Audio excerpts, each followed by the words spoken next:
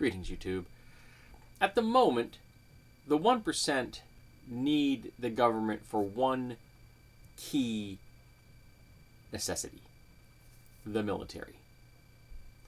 It's pretty much the only thing that the government provides for them that they can't provide on their own. Yet. And I say yet because we are moving closer and closer to a fully autonomous military structure.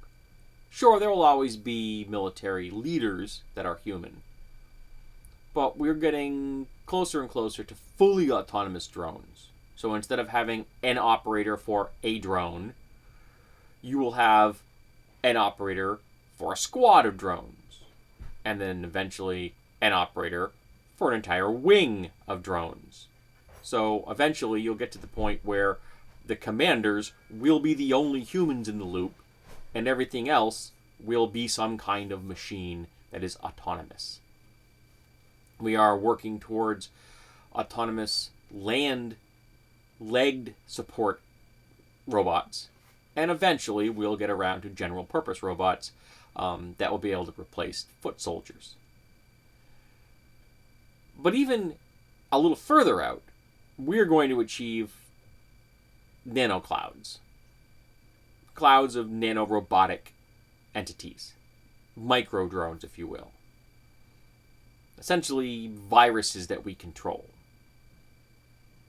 So what happens when fully autonomous military forces and nanobot forces fall into the hands of those that make them? Suddenly, they won't need the government anymore.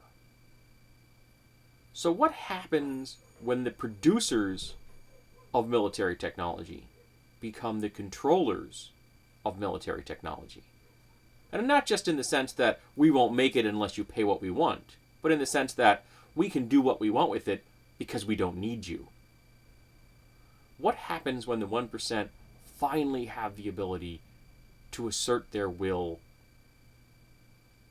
in any way they please? When governments, not just democracy, but governments, become superfluous.